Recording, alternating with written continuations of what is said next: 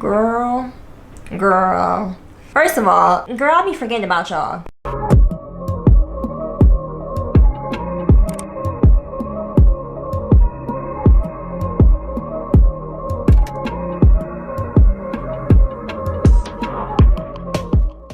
So one thing about me is that I'm definitely not one to gatekeep when it comes to a topic that I have experience on. 2, if I can help anybody in any sort of type of way, I will not hesitate. I am going to be preparing you for things that you can do before you start your first nursing job, before you even graduate nursing school, or if you are a new graduate nurse. I am also going to share some topics and questions that I have been asked and some pros and cons of being an infusion nurse. So this is going to be a very loaded video, so definitely grab your notes and get ready for the information I'm about to divulge. So many of you have been asking so many questions regarding infusion nursing and how you can transcend your career outside of bedside nursing. And I am here to spill all of the tea and all of the details on how you can get started with that process. But first, let's talk about the ways in which you can start preparing yourself for your first nursing role. So first, you're going to want to choose a specific area that fits your needs best. For example, if you're looking for an outpatient facility or more of a 9-to-5 type of work-life balance, if you're looking to not work holidays or weekends, then I would definitely encourage you to look into outpatient facilities, allergy clinics, OBGYN offices, rheumatology offices, and medical spas, as well as surgery centers. Second, you're going to want to start prepping your resume yesterday. Make sure that you are very vocal about your experiences and your accolades as a nurse, or if you were a CNA, or if you have some type of related nursing experience. In addition to that, make sure that your resume is not too lengthy. You definitely don't want to have jobs from when you were a teenager, such as restaurant worker or working at a shopping center. Make sure with your resume that you keep your experience very nurse-based. So here's an example of my resume. As you can see, it's very short and concise. It's very descriptive to the skills that I have done over the past 4 years, and is very nurse related. I do have some descriptions of the skills that I did in the role, but you want to make sure that you keep it short and concise. Third, you are going to want to make sure that you look into internships or volunteer experience. So when I was 16, I actually volunteered at a hospital, a local hospital in my area, as a patient transporter. And I really think that from that experience, I became a lot more comfortable in the hospital environment, and it really transcended my career as a nurse, and just kind of being a lot more comfortable with like talking to patients and talking to family members and just being used to that type of environment. So I definitely recommend looking into internships or any type of like nurse extern opportunities as soon as possible. Lastly, you want to practice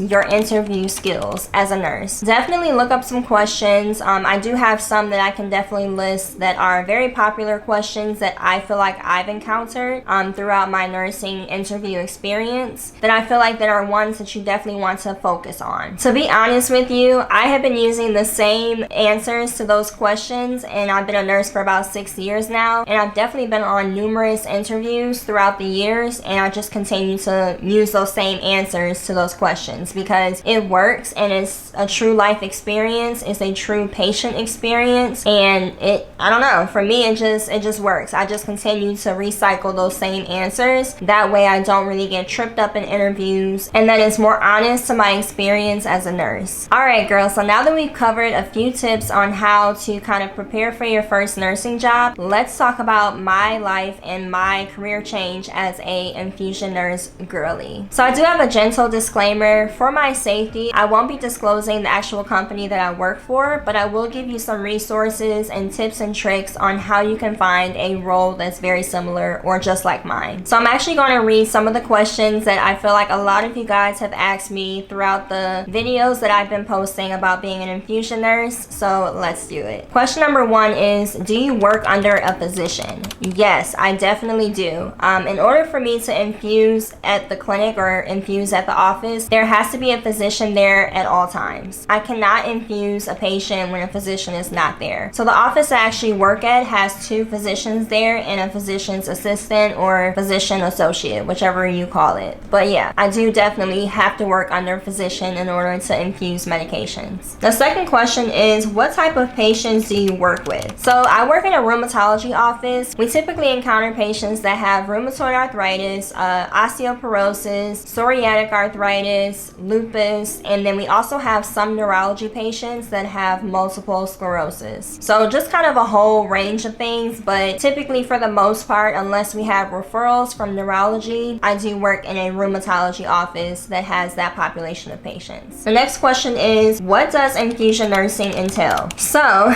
this is definitely a loaded question.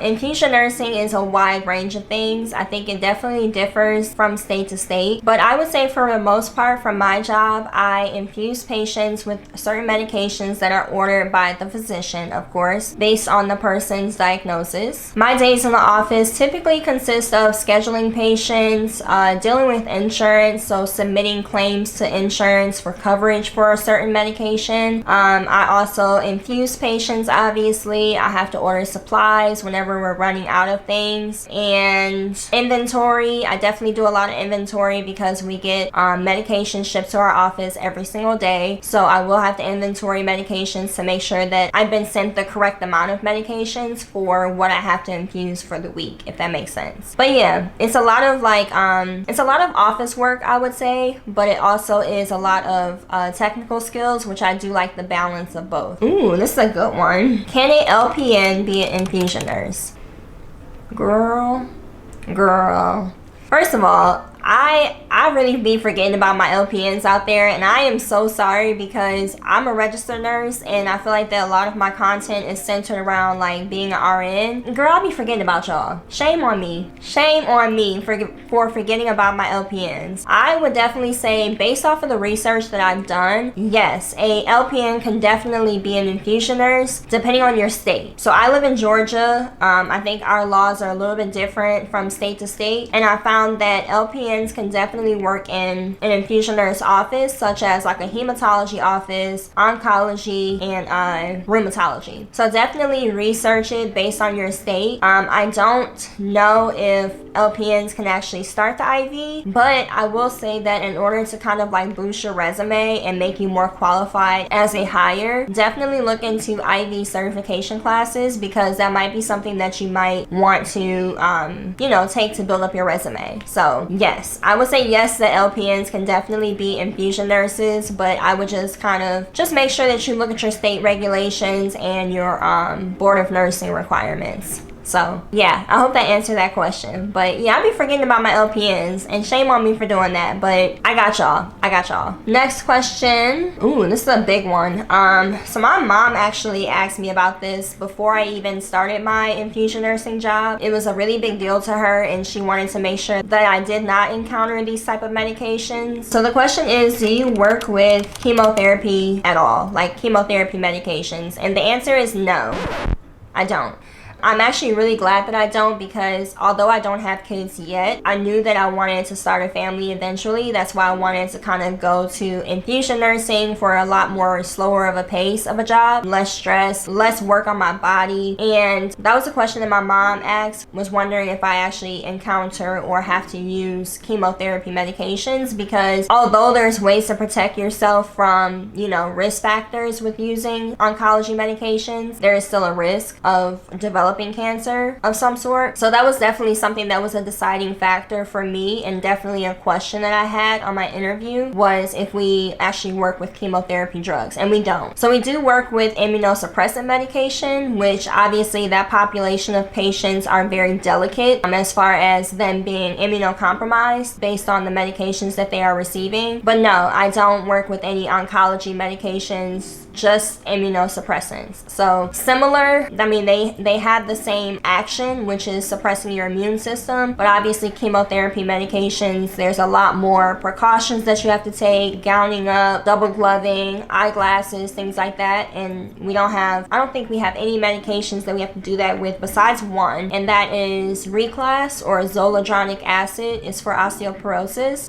It is a 30-minute infusion, and we have to double glove with it. And then there's a requirement to wear eye shield, but on our sterile hood that I mix in, there's like a little plastic cover that you can put so that the medication doesn't splash on your face, which honestly it shouldn't splash on your face. Like, I don't really know what you might be doing in there that causes it to do that, but there's a requirement for eye protection as well with that medication. Other than that, no, I don't infuse any chemotherapy drugs. Hopefully that answers that question. Okay, so the next question is, how many patients do you infuse in a day? Another great question. Y'all are asking some really good questions. So I infuse about, on Tuesdays and Thursdays, if I have another nurse with me, which I typically do, I would say I infuse about 15 patients in a day, and those infusions kind of range from 30 minutes to an hour to 2 hours to 4 hours. I think our longest infusion is about 4 hours and 15 minutes, and that's not including the time that it takes to give pre-medications for the infusion. So typically patients are there for like 5 hours at a time for those long infusions. But as you guys know, I do film a lot of infusion nurse routines or day in the life videos on Wednesdays. If you haven't noticed, if you have, there's a reason why that I do that, because on Wednesdays typically I only have about 6 patients maybe, and maybe like 2 shots, like 6 infusions and then 2 shots, because I am by myself on Wednesdays. So there's that. But on Tuesdays and Thursdays, we load them up, girl. We get like 15 people in there and get as many infusions done as we can for 2 people to kind of handle. The next question is, can you speak more on how you are able to work from home? Yes. I love the ability to be able to work from home. It is such a blessing, such a reward. So what do I do? So working from home, basically what my responsibility is to do a lot of intake stuff. So when I say intake, there's a lot of new patients that have to go in. I have to create new orders based off of what the physician orders, submit their claims to insurance for approval for the drug. So sometimes insurance, which is a headache, insurance may not cover a specific drug. They may cover something called a biosimilar because it might be cheaper. I mean, let's just be honest, when it comes to insurance, it is based off of what costs less. So insurance wants to make their money, right? The business wants to also make their money and make profit. They don't want to lose money. Yeah, that's a whole conversation in itself. But yeah, when I'm working from home, I do a lot of putting in new patients, submitting them to insurance for approval for the drug, scheduling patients, looking at lab results. So there are some patients that I have that are on a medication for gout. It's called Krystexxa, and I have to draw a CBC, a CMP, and a uric acid level before I even start their infusion. And the uric acid level is really what me as a nurse has to pay attention to, because you want to make sure that based off of the Krystexxa that is infusing every 2 weeks, that their uric acid level is coming down. If I notice that after like 2 infusions that their uric acid level is still above I think it's above a 6, I believe, or maybe it's a 7. I can't remember. I have to look at the order. If it's higher than that number times 2, then I have to let the doctor know, and they can kind of choose if they want to proceed with the infusion or if they want to tweak some things, or do another office visit to see if the person is actually following their regimen. So yeah, that's one of the things that I have to pay attention to is lab results. And what else? Typically on days that I work from home, I don't call patients. I just email them, because I don't obviously want to use my personal cell phone number to call them. So I usually wait till I'm in the office on that Tuesday through Thursday to contact them if I have any questions, or if I'm looking for a certain lab result, or I'm looking for a bone density scan. So just things like that. How much do you make as an infusion nurse? Ooh! Y'all in my business, okay? Y'all are all in my business, but it's okay. I love it because I'm very transparent, pay transparent, job transparent, just transparent in general. Like, again, I'm not one to gatekeep. So y'all ask the question, y'all about to get the answer. So I work in Georgia and I make $50 per hour. Now, honestly, I've been asked some questions about how that differs from working as a staff nurse, and honestly, I would say that I probably made a little bit less to about about the same as a staff nurse based off of like your hourly as a staff nurse. I think I was making maybe like, I don't know, $35 an hour or something crazy like that. And then if you added in like night shift differential, typically I was making about 45 to maybe 50 an hour. So it's about the same. Minus like holiday pay, minus your overtime and things like that, which I rarely was working overtime as a nurse, as a staff nurse. So yeah, the pay is pretty much the same as I would be making as a staff nurse, even with the night shift differential. Now, when I was a PRN princess, I was making $66 an hour. Now, mind you, I was a float nurse. So I was floating between three different ERs at 3 different hospitals. So I was making more because I was, you know, floating between multiple hospitals and things like that. So I am making a little bit less, but I am married. So my husband is obviously a huge financial support for our family. So me taking that hit of like, you know, making how much less? $15 less than what I was making as a PRN nurse was something that me and him both talked about, and we were both in high agreement over it. After praying about it and just kind of like, you know, meditating on it, we definitely knew that this was a better option for where we wanted our family to go and where we wanted our lives to go. It was definitely a joint decision based off of me switching from bedside nursing to infusion nursing. All right, so the next question is, how much experience do I need to become an infusion nurse? So I would say based off of what I've experienced and like with my job, I had to have at least 5 years of ICU or ER nurse experience in addition to consecutive IV experience. I have been hearing from a lot of my subscribers that are interested in infusion nursing that they found jobs that did not require you to have that much experience, and that they would kind of do like on the job training. So definitely look into that if you are a new grad and you are considering doing outpatient center or like an infusion center or oncology center. Definitely look into if they have on the job training, because you could possibly get into that field of nursing a lot sooner rather than having to wait 5 years of doing bedside. Because let's be honest,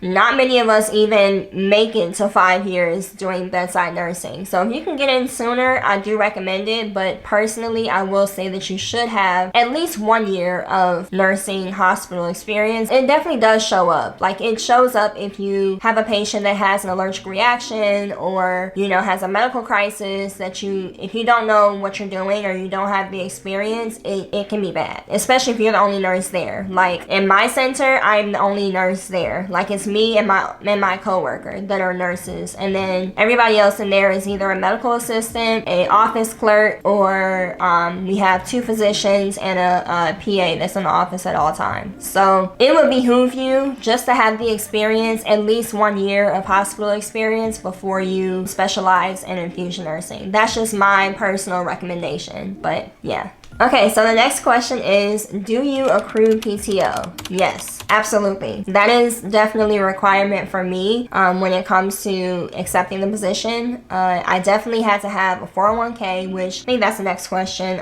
Yes, the company definitely does have a 401k matching. They match 4%, I believe. So yeah, I do accrue PTO as well. The great thing about that is that I rarely have to use my PTO because I only work Tuesday through Thursday. So anytime I want to do like a weekend type of vacation, which I do have coming up, I don't have to take off any time of work. And then in addition to that, I can work from home on Mondays or Fridays if I want to, just to get extra hours. And lastly, when it comes to accruing PTO, our physicians, when they're not in the office, obviously, like I said before, we don't do infusions. So during Christmas, Thanksgiving, and the 4th of July weekend, they do go on vacation. So we actually get paid on those days that the office is supposed to be open, that they're not open, obviously, because they're gone. We will get paid 9 hours and not have to use our PTO for those days. So that's really, really nice, is that I really don't have to touch my PTO very much, because it seems to be that the times that I want to go on vacation, unless it's like a birthday or, you know,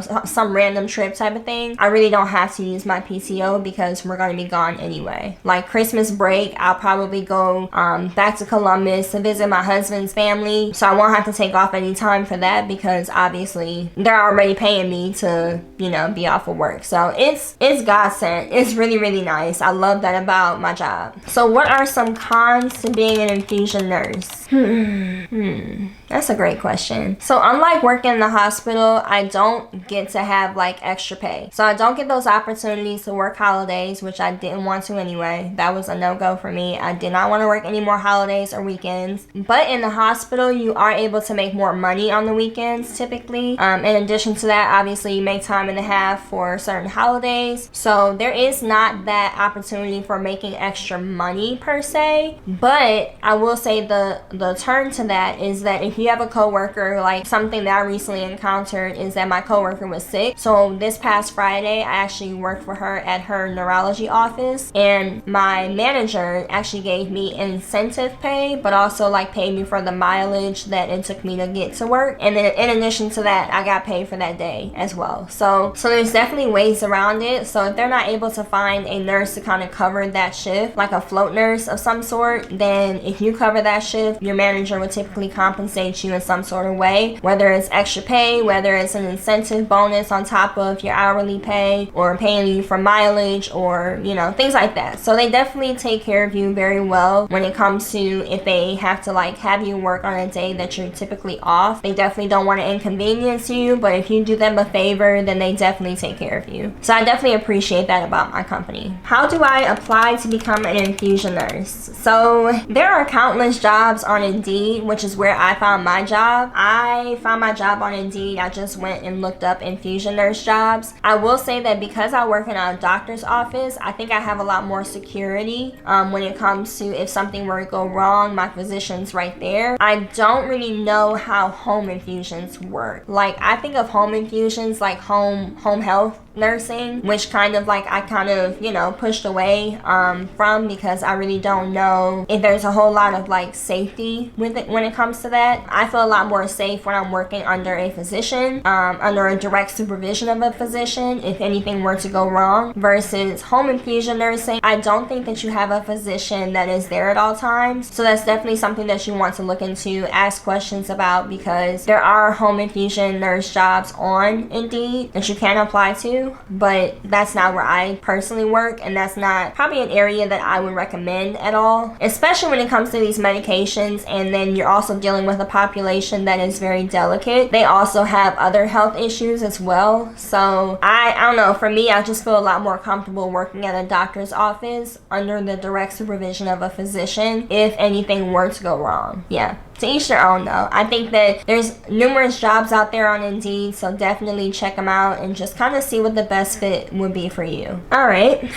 Next question is, how did you get interested in infusion nursing? This is a long kind of answer to this, but I'm going to try to make it very short for you guys. So I got into infusion nursing because I obviously worked at a med spa for a period of time. That's kind of where I started my YouTube channel at, was aesthetic nursing.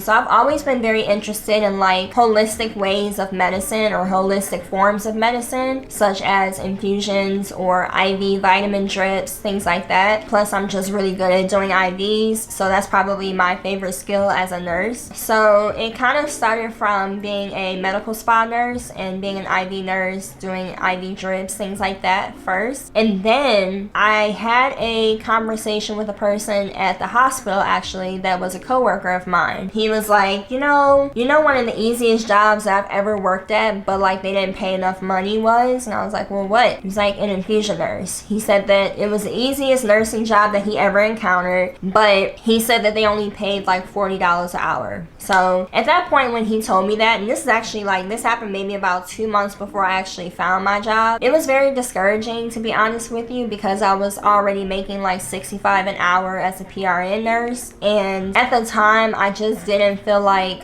while we were saving up for a wedding and like, trying to pay off debt, I really didn't think that taking that drop of pay was worth it. But again, I thank God for my husband, because he is such a big supporter of mine. And like I said, we prayed on it, we kind of figured out what was best for us, best for my mental health. And overall, it just worked out. I just feel like that what is for you is going to be for you, regardless of if you feel like that it's not going to be a good fit, or you're worried about how am I gonna balance this financial decline. I think that ultimately God will make a way. God will make a way for whatever is supposed to be for you. in his plan. So I think that ultimately, yes, I was really worried to take that kind of like pay decline, but after praying about it, talking to my husband about it, and just kind of trusting God, I really feel like that is what prepared me for this role. So yeah. Okay, so this is a great question.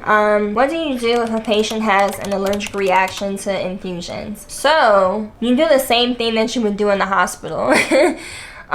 So basically we have rescue medications that we give, such as IV Benadryl or steroids or Zofran for nausea, things of that nature. So you basically would stop the infusion immediately, do vital signs every 2 to 5 minutes, monitor their airway, call 911, notify a physician, obviously, because the physician is right there and probably is already at the patient's side if this does happen. So yeah, it's pretty much all the same things that you would do in the hospital. Call 911, especially if their airway is starting to be compromised or if their allergic reaction is getting worse. Definitely send them to the hospital, because we don't have the equipment in a doctor's office to tend to their needs. So yeah, it's pretty much the same type of situation that you would have in the hospital, but obviously the hospital, you have a lot more resources versus the office. You really don't have those resources, so you definitely want to call 911 and, you know, step up that level of care, because it could get really bad. Last question, I believe. Yeah, this is the last question. Okay, so what are the most difficult, I'm sorry, let me start that over.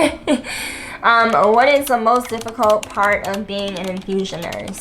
I would say that the most difficult part about being an infusion nurse is probably insurance. Yeah, insurance is such a headache, like such a headache. It's so annoying. It's so annoying.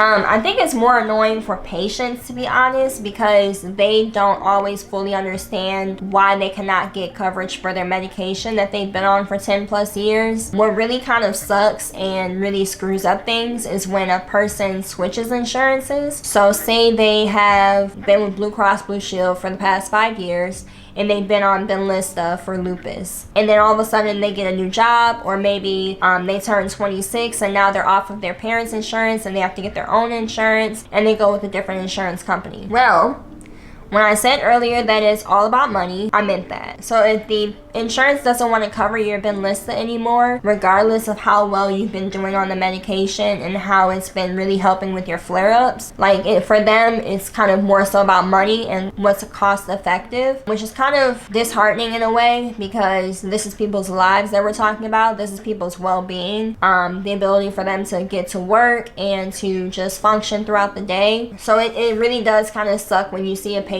that has been doing so well on a certain medication, and then all of a sudden their insurance doesn't want to cover it. So it's more of a cost to them, or they have a copay that they have to meet, or out of pocket that they have to meet. These medications are very expensive.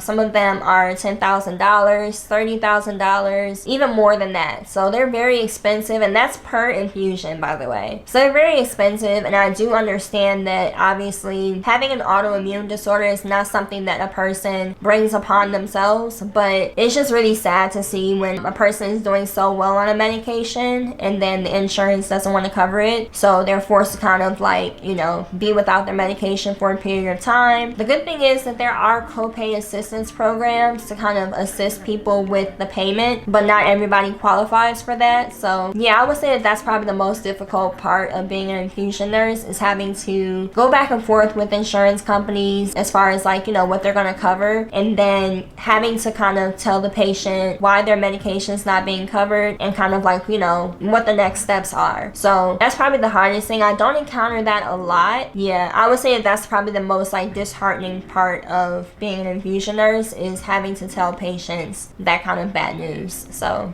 yeah, those are some of the frequently asked questions that I have been receiving in my comment section, as well as people have been asking me in my DMs on Instagram. So I definitely want to encourage all of my nursing students and new grad nurses on your dream nursing job opportunity. Hopefully my tips and kind of like reassurance kind of helped in some sort of way to help propel you into finding a job that is outside of the bedside or outpatient or wherever area that you're interested in. Hopefully those tips have really helped. And lastly, I hope that you all have enjoyed this video. I hope it was very informative for you all. And if you have any questions about anything that I have not answered in this this video, definitely leave a comment down below. I will be sure to reply to each and every one of you in a very, very timely manner. I'm pretty good about that, about being on top of my comments, because I love hearing from y'all, and I just love hearing your stories and how vulnerable you are and how much you share about your nursing journey. So yeah, if you guys have any questions about anything that I have not covered, definitely leave a comment down below. If you guys like this video, make sure you become a part of the Nurse Babe family and subscribe down below, and I will see you guys in the next video. Bye y'all.